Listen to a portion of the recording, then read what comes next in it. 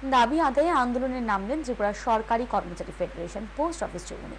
সংগঠনের কেন্দ্রীয় কার্যালয়ের সামনে রবিবার 4 ঘন্টার গণ অবস্থান সংঘটিত করা হয়। উপস্থিত ছিলেন কর্মচারী সংগঠনের সভাপতি রঞ্জন দেবনাথ, মহাসচিব প্রদীপ ভৌমিক সহ অন্যান্যরা। 14 দফা দাবির সমর্থনে এই আন্দোলন। সংগঠনের দাবির মধ্যে রয়েছে অবিলম্বে 26% বকেয়া মহার্ঘ ভাতা দেওয়া, সকল অনিয়মিত কর্মচারীদের নিয়মিত বেতনক্রম স্থির বেতনে চাকরি দেওয়া বন্ধ করা, পুরাতন পেনশন প্রথা পুনরায় চালু, সকল শূন্যপদ পূরণ সহ 14 দফা দাবি তাদের।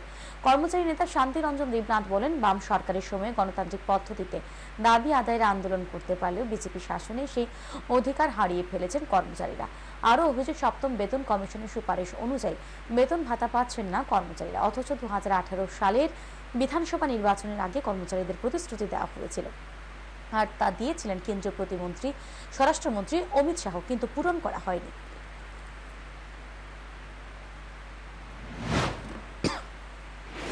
সমস্ত কর্মচারী সমাজ 2018 নির্বাচনে দুহাত ভরে বিজেপি আইপিএফটি জোটকে ভোট দিয়েছে এবং তার ফলশ্রুতিতে 2018 সালের মার্চ মাসে বিজেপি আইপিএফটি জোট ক্ষমতায় আসীন হয়।